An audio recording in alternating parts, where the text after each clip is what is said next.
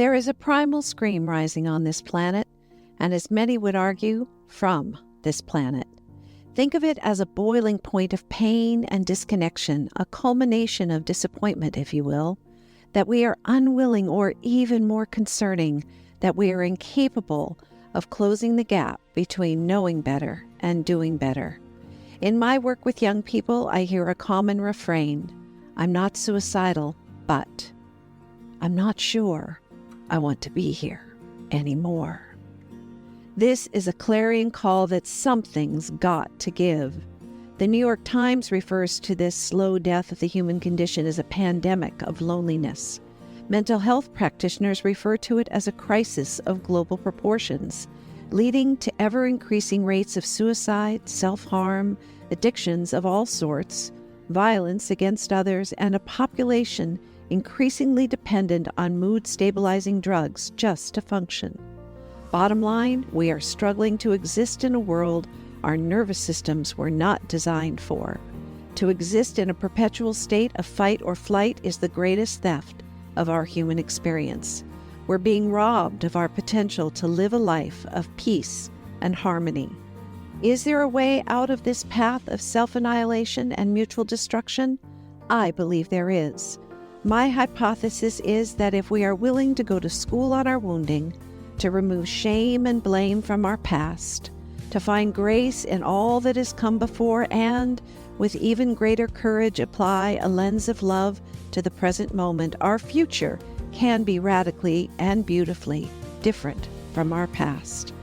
Our failure to learn from our past forever binds us to the suffering of our ancestors.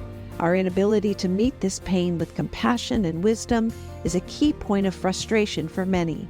That frustration is the catalyst for this podcast. The Primal Scream podcast is an ongoing conversation with ordinary folks who have met their primal scream head-on and turned it into a powerful catalyst for change in their lives. They've stepped away from the performative expectations placed on them by their family and/or society, despite encountering resistance from within and external constraints along the way, leaving behind both the trauma of their story and the trauma drama that often ensues. Change is hard, but as these beautiful humans share their stories, we learn the intimacy of change is the opening to a life well lived. If you are feeling the existential dread of being alive on the planet at this time, you are not alone. If you're exhausted by the simple act of just being here, you are not alone. As you listen to these storytellers reveal their raw and real journeys to wholeness, it is our hope that you will find courage to do the same. Is there one message to take away from each of these podcasts? I believe there is, and it is simply this: you are not crazy, and you are not alone.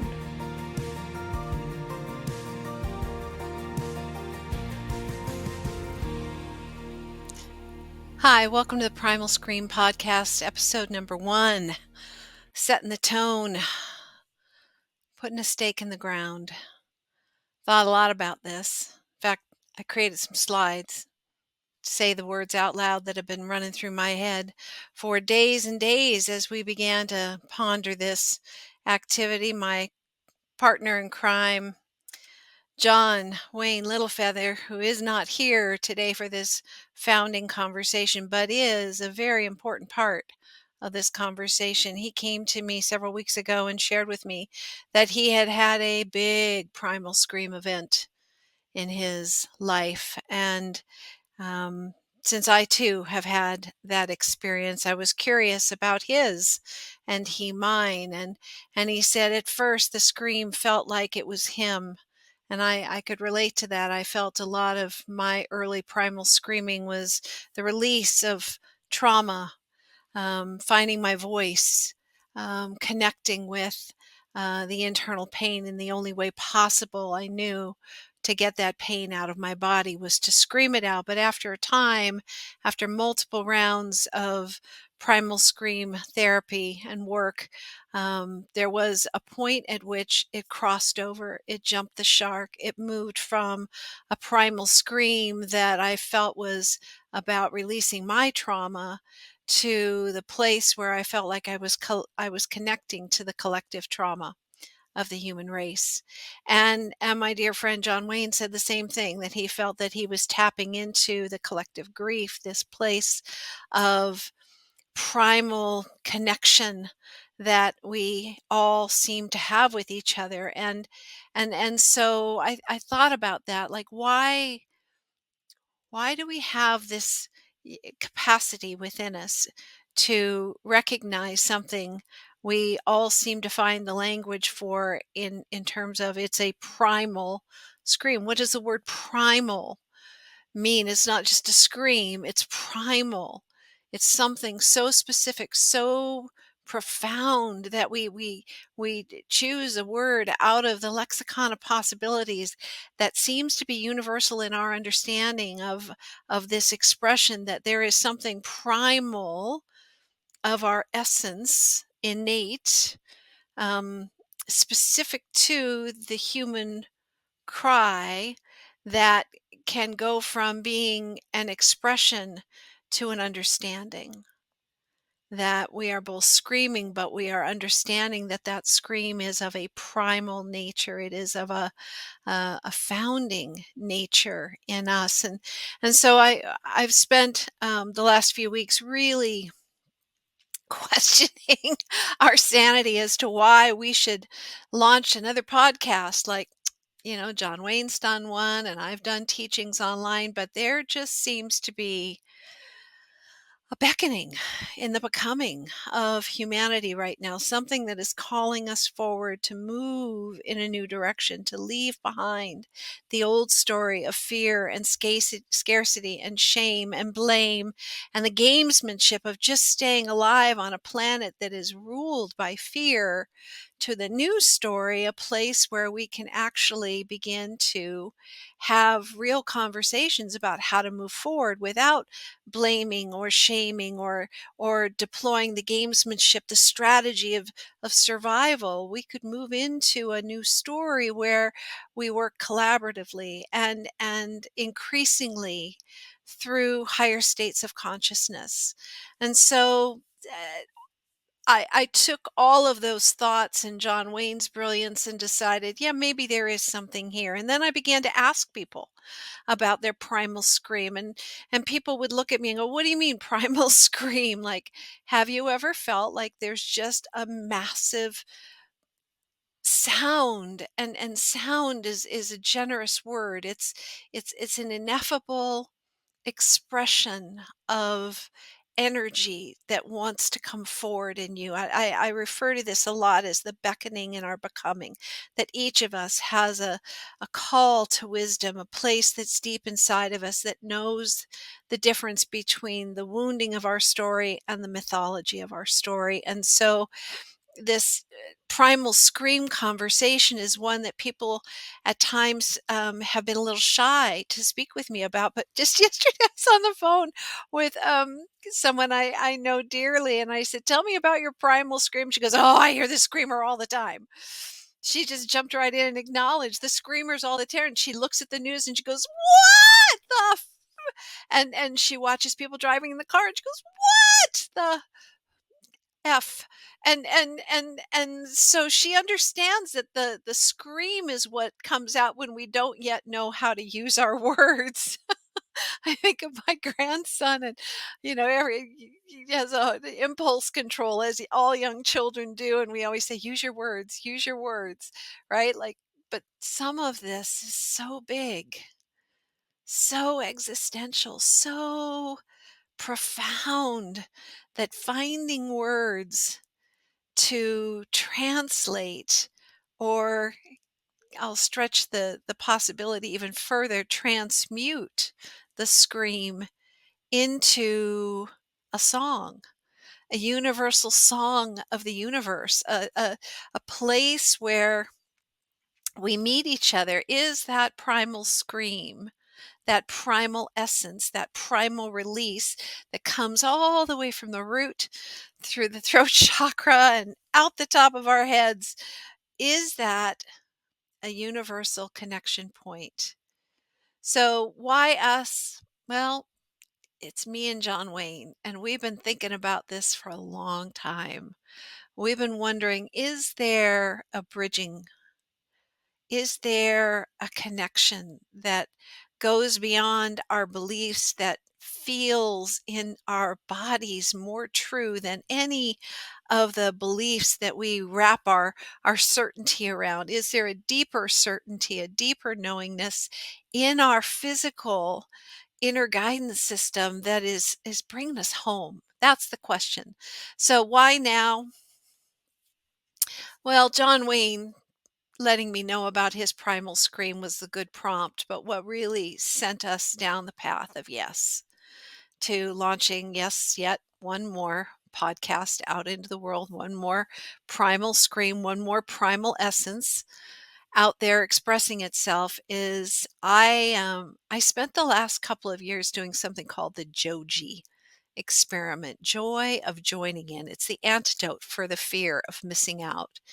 And the point of the experiment was to put a group of people in a room, and the hypothesis was, could we move the needle on hope? Could we reach people in a way that brings some hope to what's happening in the world right now? Because for a lot of people, it feels very hopeless. My own son reached out to me almost 2 years ago now and said, "Mom, I don't want you to worry. I'm not suicidal, but..." And he's a smart guy. He's on it. He's got his shit together. He's a good human doing good work out in the world. And even in that space, he has been discouraged by what he is witnessing and feeling a little hopeless. And, cautioning me, I'm not suicidal, but I'm not sure I want to be here. As I went on the road to do this Joji experiment, this 4-hour process of measuring hope at the beginning of the lecture, and we'll call it a lecture, is more like a conversation, and measuring hope at the end. And over the course of 12 sessions with 118 people, different people each time, different configurations of people each time, we were able to measure the needle on hope moving by 33%. So some groups were only 20% movement of hope, and that's because they were starting out in a pretty hopeful place to begin with. Some groups moved the needle by as much as 74%, which is huge when you think about it. And so I looked at that and I pondered that, and it was like, okay, so people want to be hopeful. They want to be hopeful. Um, and what we discovered is hope happens in community. The number one thing when I dug deeper past the number, like what made you more hopeful, was almost the universal response was, it made me hopeful to be in a room of other people who are looking for hope. Like that seemed to be a universal primal hunger. We're hungry to be in a room full of people, to be in community, to be in communion with other humans that are leaning into hope, because hope is active. It's not passive. It's not waiting for something to happen. It's leaning into something, not even sure exactly what it is, but I am hopeful and I'm willing to show up in a hopeful way. That means I'm willing to back up my hope with activities that support the things that are important to me. And so we move the needle on hope. I began to feel that there was something to this, and that follows on the path of when I went around and went up to people in RV parks and did the healing conversation, which is 5 pattern interrupting questions that take us from a curse of certainty to a field of pure potentiality. And I'm going to take you through these questions very quickly because they are important, and you'll see why. Number 1 is, are we ready for a healing conversation? The healing conversation, the existential one, where we say, time out, this narrative of fear and us and them is taking us down a path of mutual destruction. And at some point, some level of rational enlightenment is going to kick in, and we're going to ask better questions, right? That's the hope. Is that we will catch ourselves before we fall off this cliff of self-destruction, mutual self-destruction. And so, no, question number one is, are you ready for a healing conversation? And some people were like, yes, please. Like there's a hunger for it. And others like, wait a minute, what do you mean? What is that? And so rather than feeling like it was an invitation, it was taken as a threat. Like, what will I have to do to be part of the healing conversation? Like, who says it's the, and who gets to decide what the means? Like the semantics, the words, the how loaded and fearful we are of being coerced or forced into some process or belief or so I had to play with the question a little bit. It was threatening for a lot of people. What do you mean healing conversation? What does healed mean? What are you saying I'm not healed? Okay, let's start with a different question. So question number 2 came into the field. Do you believe we can live in harmony? Now this one was fascinating.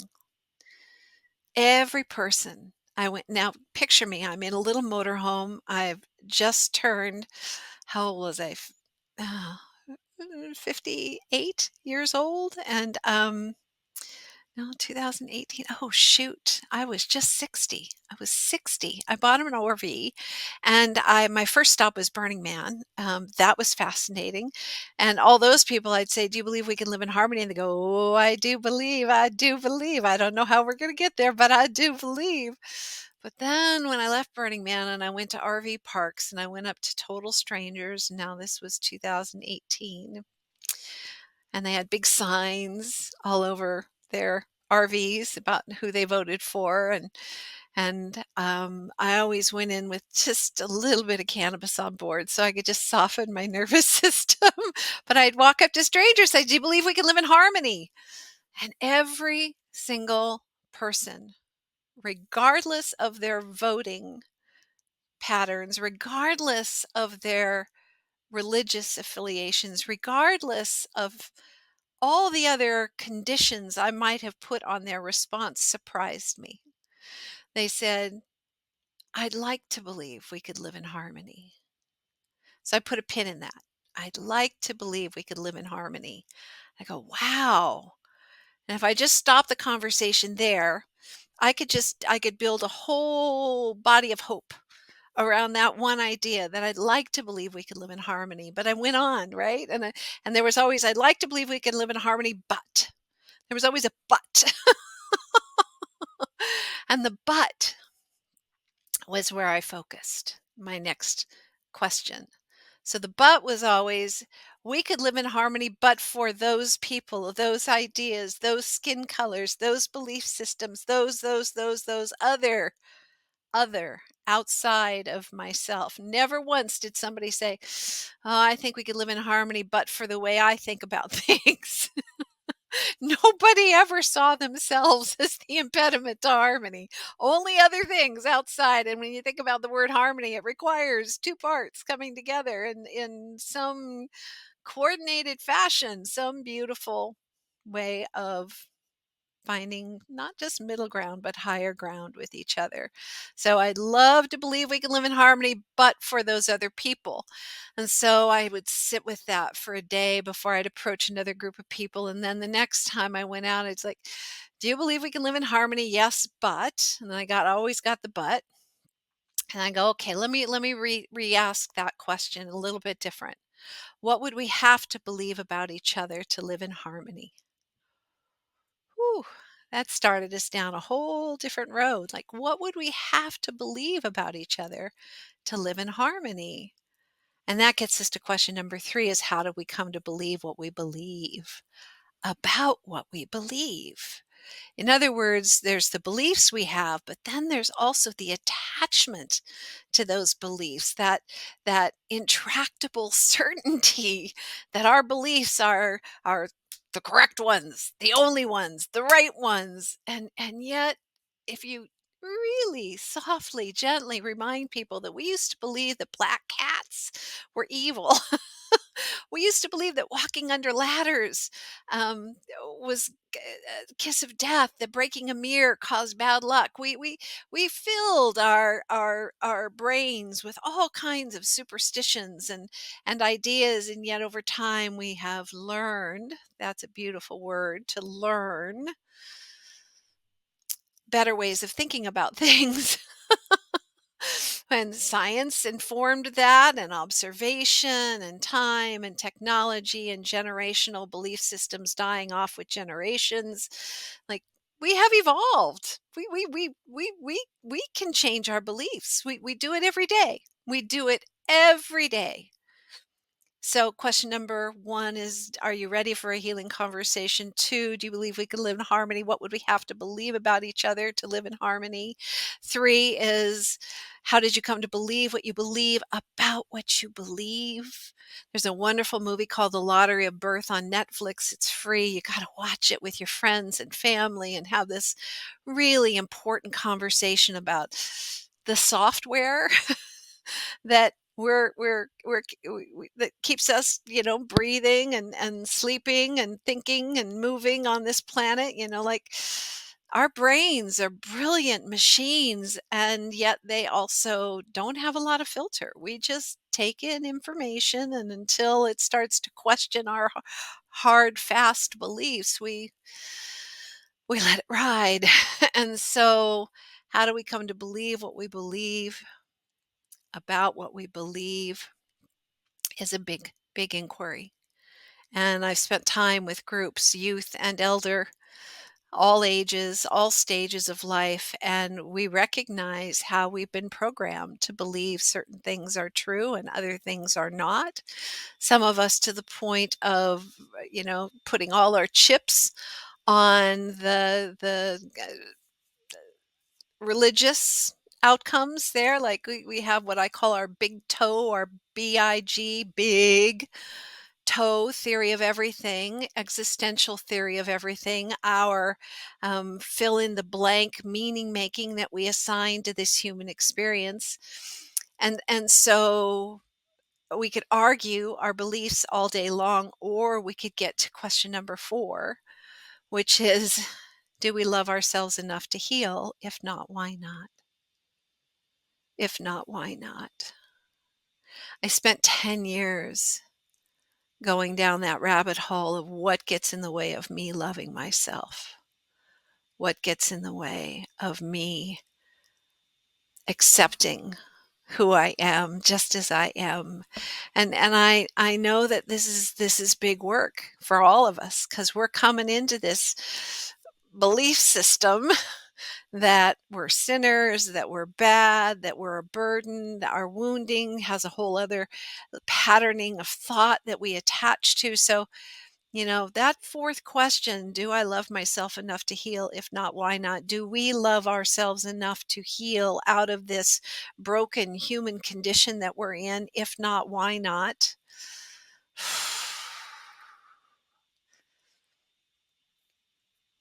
Didn't have a lot of answers there in the beginning. Worked hard to get to the bottom of my own wounding, to get to the heart of my primal scream, and transmute that scream. Take it as a messenger that there's a part of me inside that is not yet fully consented to the human experience, that is still like an infant screaming at the overstimulation of this physical realm, screaming at the injustices I see in the world. And I am a neurospicy human. I have what they refer to as hyperfocus. And this has been my lifetime of hyperfocus, is to get to the bottom of these questions. Do we love ourselves enough to heal? If not, why not? Why are there not more elders in the room holding up the model for us to close the gap between knowing better and doing better? Because through my lens, my simple-minded lens, what we're really struggling with is acting in our own enlightened self-interest, doing the things that actually serve us. And so, question number 5 out of the 5 questions of the healing conversation is, what is your role in the healing conversation? And it's, how do you want to show up? How do you want to fully engage and consent to the human experience? What kind of world do you want to consent to? And what are you willing to do? What is your beckoning and the becoming bringing you to? And there is a reckoning in the beckoning for all of us, whether you're doing that individually or you are able to map it on a global basis. We're right in the middle of something really important right now, the reckoning in that beckoning. Like, we know we can do better. We I watched people move the needle on hope because they began to believe that we were capable of creating a world that was more in line with our nervous systems, one that doesn't have us in constant fight or flight or armored response to everything around us, but one that it softens our nervous system into a place where we are at ease in our beingness. That's what consent to the human experience is supposed to feel like. Like, ooh, no matter what happens, I can find my ease of beingness and I can be a co-creator in this world to help others find their ease of beingness, because you do reach the point where you realize no matter how much you do for yourself, until everyone around you is healed and whole, we're in a constant struggle for ease of beingness. And so you reach a point, this juxtaposition point. I call it the 90-10 rule. I learned the 90-10 rule when I was first writing a book. I wrote a book. It came through as a download. I wrote it 6 weeks. And 6 months later, I'm working with a professional editor to finish it, and I'm just dying in the detail, just physically suffering because the detail is killing my brain. And he said, "Oh, you clearly don't know the 90-10 rule." I said, "No, I don't." And he said, "Well, here's the truth of any major birthing in your life, and writing a book is a birthing. No matter what you think of it, it is a process of birthing something out of yourself onto paper for other people to take and be and have their experience with your thoughts, right? So you are birthing something." And he said it only took you 10% of your imagination and effort to write 90% of the book. It's now going to take you another 90% of your imagination to finish the last 10%. And he said, just think about any construction project, any major effort in your life. It's that finishing strong part that is so hard. You I know that every person listening to this can relate to the finishing strong part. It's hard, especially those of us that tend to be more on the creator side rather than the executor side. The dreamers, raise your hands. You know what I'm saying. But here's the deal. It takes 90% or more imagination to get us that last 10% home. So the dreamers, we need you. And I know I'm not the only one, right? As John Lennon would say. But here's the deal. We cannot do it alone. That last 10%, there is no more solo journey. It is a we journey. It is a juxtaposition from me to we. It's that place of stepping into devotion that I find myself and so many other humans are in. And part of that juxtaposition from me to we is the transmutation of the primal scream into the revelation and offering of your essence, your superpower, your magic in the world.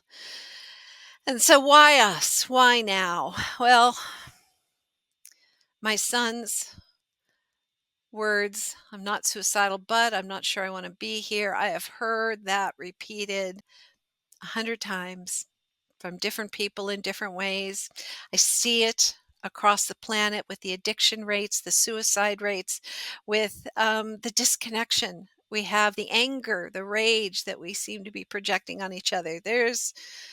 I'm not sure I want to be here. It's really hard. And we're doing a lot to escape the reality of now in so many ways. And a dear friend of mine decided it was just all too much and left the planet a week ago. And that left me vulnerable. And if me saying to you, you're not crazy and you're not alone helps, then thank goodness I spoke up now. You're not crazy. You're not alone. We are going through a field of pure potentiality that is both exciting and exhilarating and scary as shit. Like, really going to stir up all of our need for answers and certainty. And, we spend a lot of time trying to solve the mystery rather than learn to dance with it. And perhaps that's what this podcast is going to be all about, is learning to dance with the mystery of the primal scream. What is it? Why do we all seem to have it in one form or another? What is it? What is the message? What is that messenger trying to bring forward in us? So how will this, who do we want to reach? I want to reach the people that take courage, take heart when I say you're not alone and you're not crazy, that there is something beautiful and magnificent coming forward for us to say yes to collectively consent to the human experience. Like, it's a time for us to say yes to something rather than putting conditions on every single thing that comes before us. And so the question is, what could we all say yes to? What one thing could we all say yes to? How will this conversational container be different? I think it will be different because we're asking a question we do not know the answer to. That's what I'm hoping to bring forward. So I brought in Chat GPT to have a conversation with us as we go through this unpacking of the universe, this unpacking of the primal scream, unpacking of the collective grief and trauma drama that we are facilitating, some consciously, mostly unconsciously, by not holding ourselves accountable to a higher level of discourse. We are um, allowing ourselves to be sucked into the fear and shame and scarcity of an old story rather than staying true to what our imaginations can create in terms of, do you believe we can limit harmony? I'd like to. See, everybody said I'd like to. They were saying something. They were saying yes to harmony. We know what harmony looks like and have a sense of what it would feel like in our nervous systems, but yet we struggle with this. So I thought, well, let's just pose a question to our artificial intelligence, or what I'll um, tease up is, it's our collective intelligence right now, and where we're struggling for intelligence. It's going to show up in this artificial field, because all it's doing is scanning all of our thoughts and all of our inputs, right? It is a reflection of what the collective consciousness is right now. So I thought, why not ask it a question? Is our collective primal scream an origin moment of cosmic awakening? Is this, and I had this sense as I was in one of my screams, that I wasn't alone in this capacity to tap into the collective grief, that there were others who had it as well, that were born with sort of a core sense of justice and what's right and what's wrong. And when things are not following that thread, it's very hard for us to cope.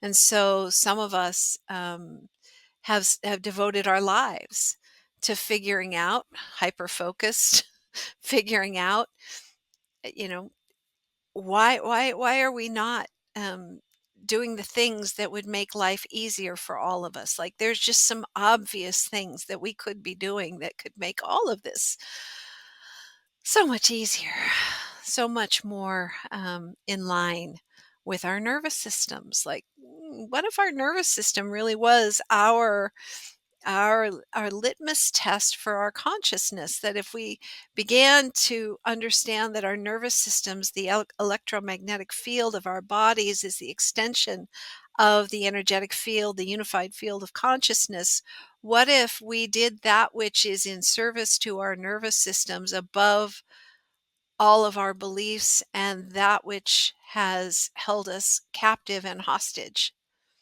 in a world of fear and scarcity? What if? What if? And that this primal scream is an origin moment, a starting point for cosmic awakening.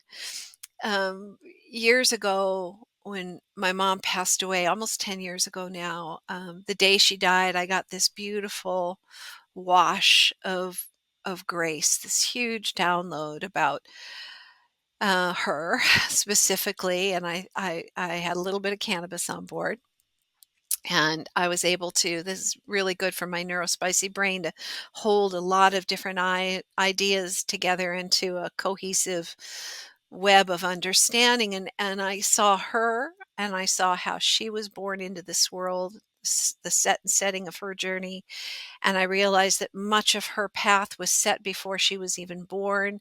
I looked at my grandparents, their parents. I looked at the world wars around them, the fear and the scarcity. And I realized very quickly there is no one person you can point the finger at. There is no one bad guy.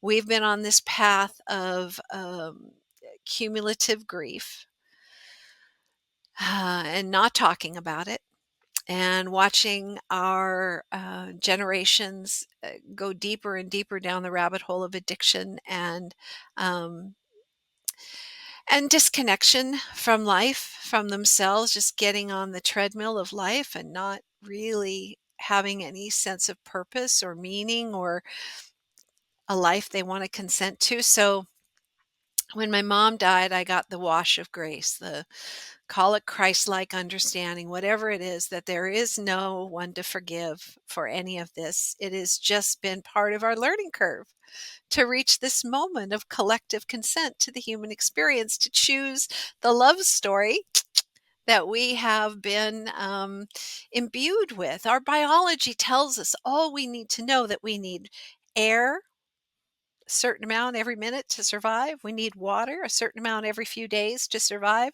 We need food. We need shelter. These physical forms have requirements. And not the least of these, but the least understood of these, is our need for connection and love. Babies fail to thrive without love and connection. And so I believe that we are reaching a point of mass disconnection, mass separation, to the point where it's creating a primal awareness in all of us that this is unsustainable. This doesn't work for us. It doesn't work for our nervous system. It certainly doesn't work for our children. So, is this kind of an autocorrect moment in the human condition? Is this a reboot of the human story? If our source code is love, which I believe it is, our biology tells us so, then how do we remove the malware of fear that has been handed down for generations from the beginning of time? We have to collectively choose to reboot. And I believe that the primal scream is an origin moment, a reboot to our new story, to our cosmic awakening. So what is the primal scream? Are we the only ones experiencing this? What if this collective scream is a messenger? What is it telling us? How will we respond? And this conversation with ChatGPT has been fascinating. And so when we post this episode, I'm also going to post with it the conversation I had with ChatGPT about, is it possible that we will find each other in our grief and sorrow? That the conscious question to ask at this point is, how far down the rabbit hole of disconnection can we go before we ultimately resign ourselves to a better way? That, like the tantruming 3-year-old who says, I'm hungry, but is screaming and yelling and throwing up, causing themselves distress just because they're hungry. Whereas if they could just modulate, self regulate just for a moment, they could calm down enough to eat to solve the problem, right? We are in a mass dysregulated state right now. We are in this disintegration of of of ideas, and it's both exciting and overwhelming. So what is the primal scream? Well, for me it just sounds like a bloody, blood curdling scream.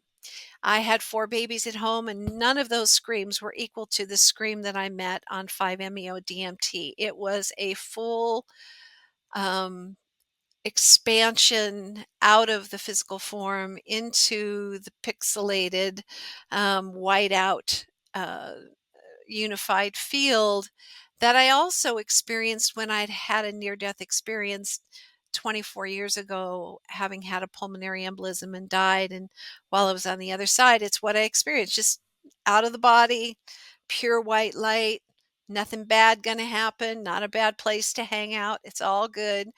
And yet, I was given the choice to come back because I had not yet consented to the human experience. I was not sure what that meant. It's taken me many years to unpack that. And so is the primal scream part of that consent?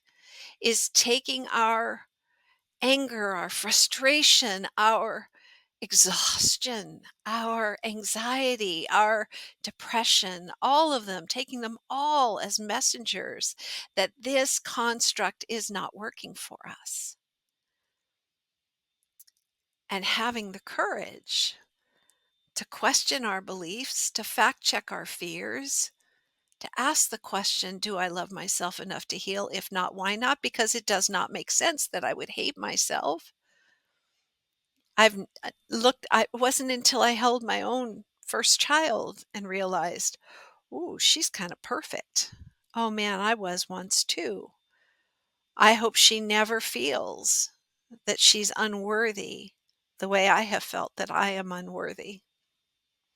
It's the first time I really began to look for my innocence again. I worked with a shaman several years ago, and I was in this dark night of the soul stuff. Ooh.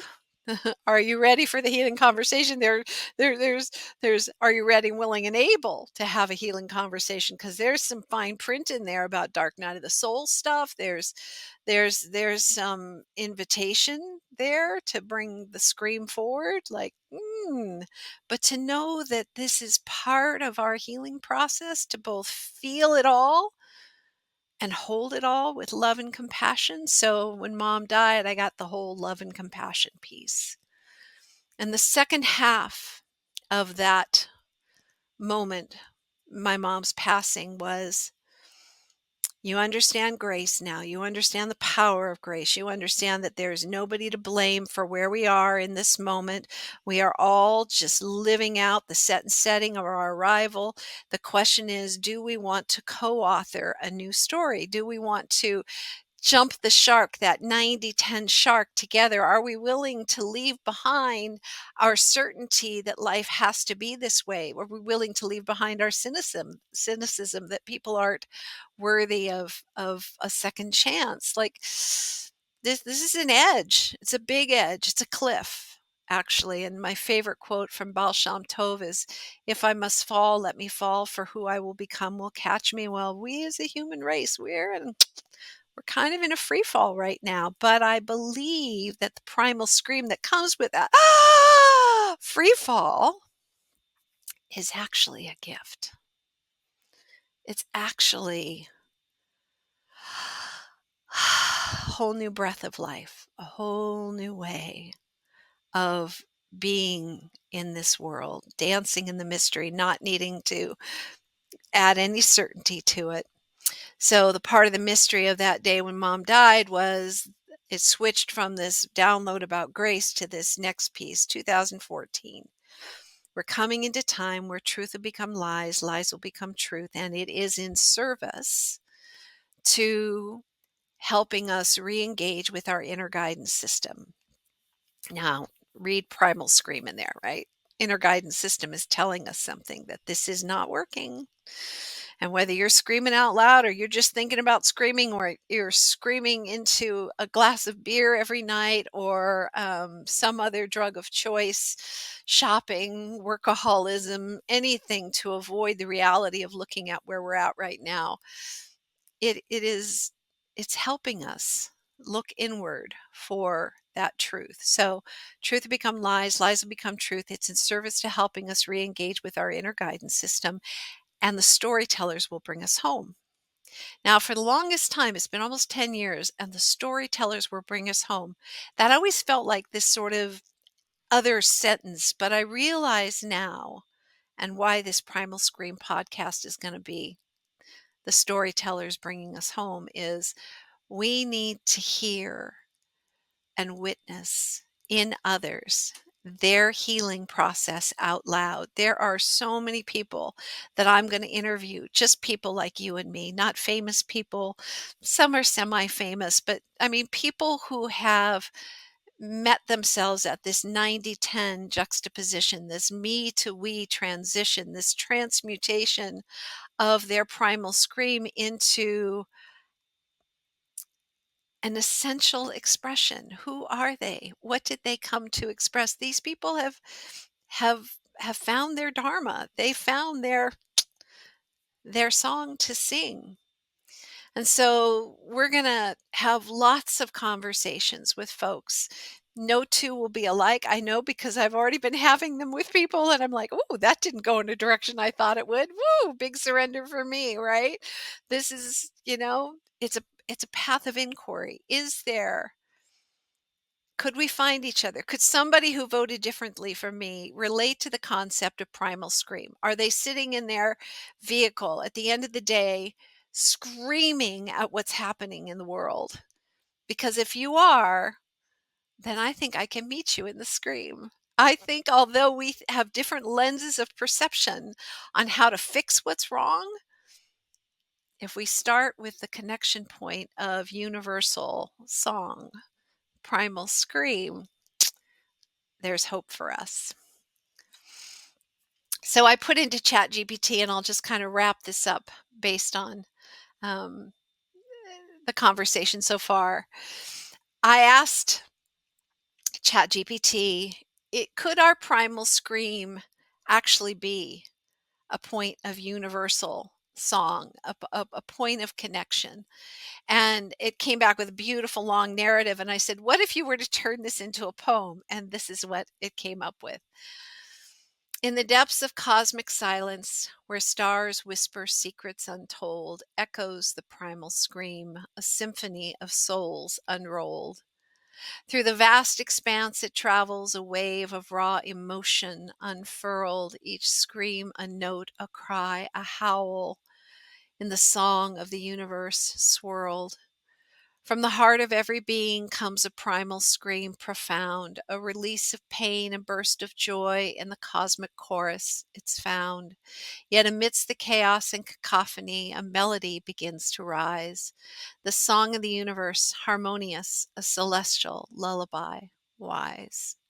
For within the primal scream is intensity, lies the seed of transformation bright as it merges with the universal song in a dance of darkness and light.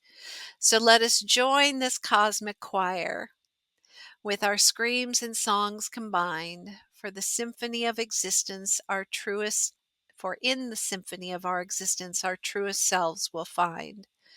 In the primal scream and song of the universe, we'll discover our place in the grand design, for each voice, each note, each echo is a thread in the fabric divine. Like, that's pretty cool. What if everything that we have created, including this collective intelligence tool, is here to help us jump the shark from fear to love. Part of what keeps us from fully consenting to the human experience is if it's more of the same, that's hard to consent to. That's a lot of suffering we're going to have to witness in our unconsciousness as it continues to take us down this path of overconsumption and separation. Or, and this is the invitation, are we ready for a new story? Are we ready to put aside our beliefs, to question how we attach to those beliefs, put them through a little fact finding, put them through a filter of love that ultimately we are here to solve for X? X is love. And so in the upcoming episodes, I am going to ask people to talk about their ex's love. How are they here to solve for love? How are they here to manifest, to indeed make love, create love in this physical world?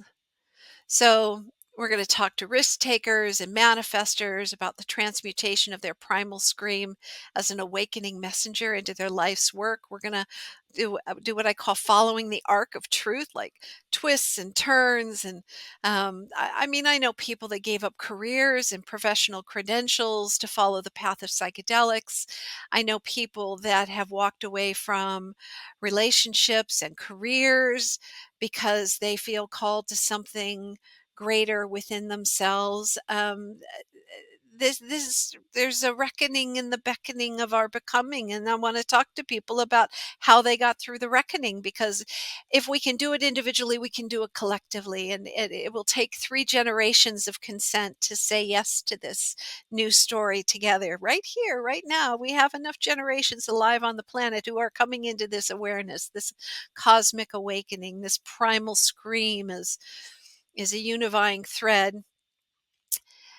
Talk about it out loud. Share and share their dance with the mystery, the synchronicities, the magic that appears when we step onto this path of devotion. And to talk about where their divine inspiration comes from. There's a lot of us who are downloading codes. We'll call them codes, right?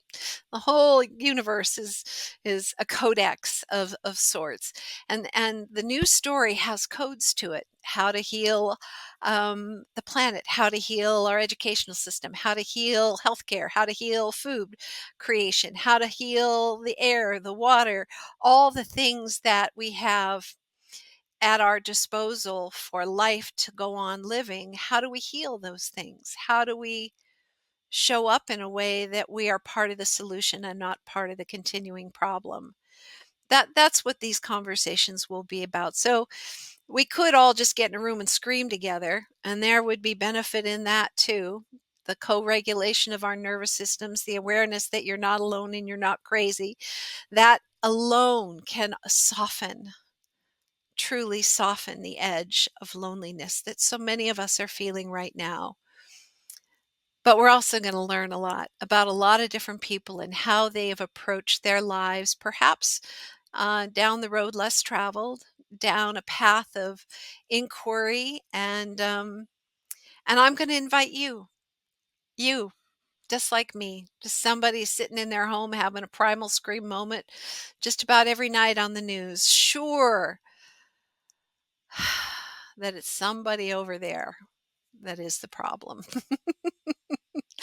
When I asked people, do you believe we can live in harmony? And the answer universally was, I'd like to believe we could live in harmony, but let's get to the bottom of the but. Let's figure out why we put such limitations on our capacity to heal ourselves, to reshape this narrative of life, to be one that plays nicely with each other and with the planet.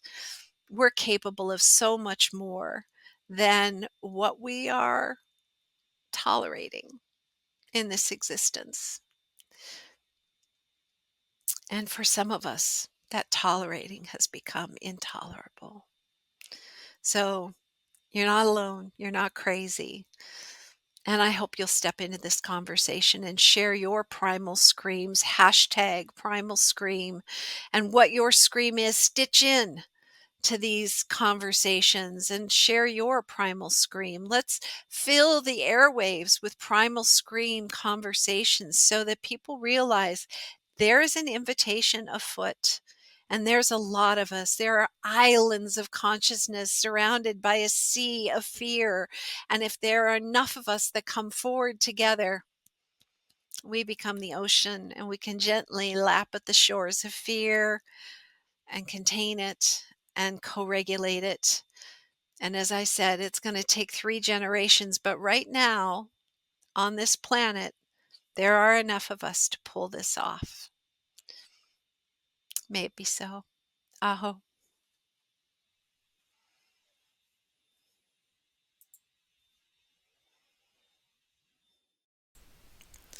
Thank you for joining us for the Primal Scream podcast. We appreciate your willingness to sit in the pain and exploration of a fellow human. It is our hope that you found a thread that you can weave into your own story going forward. There is great beauty on the other side of the primal scream. A wise elder once said, "We are the ones we've been waiting for."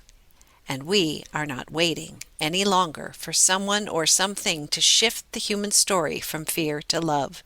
It's on us to redeem ourselves from our individual and collective unconsciousness, to find our ease of beingness. The future belongs to those who show up. We'll leave you with the song Like the Children Do by Meredith McHenry. She reminds us that the way home is the path of innocence reclaimed. See you on the next podcast. Have a beautiful day.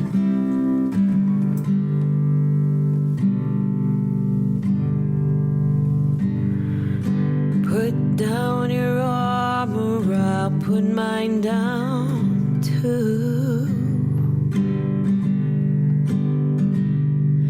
We'll do like the children know how to do.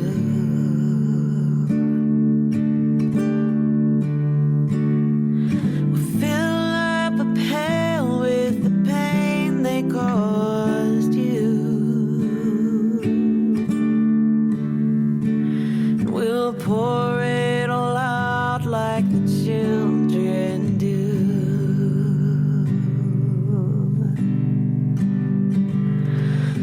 Don't get me wrong, you can't walk over me.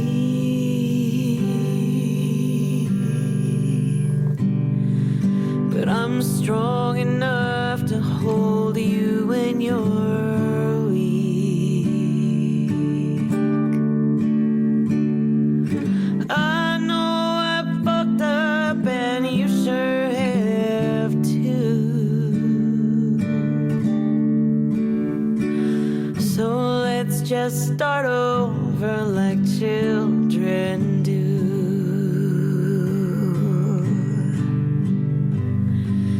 Can we just go back to the time before our innocence was stolen? I don't know how to get us there, but I'll keep hoping. I'll keep hoping.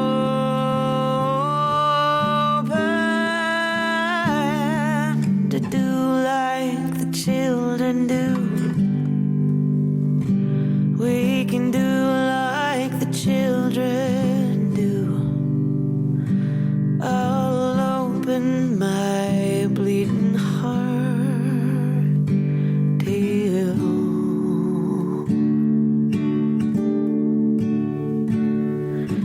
Let's just pretend for a minute or two that our hearts can bend without shattering through. We'll find that forgiveness as if we're brand new.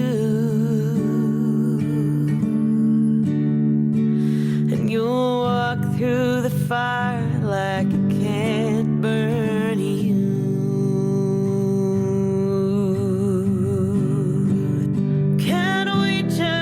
Back to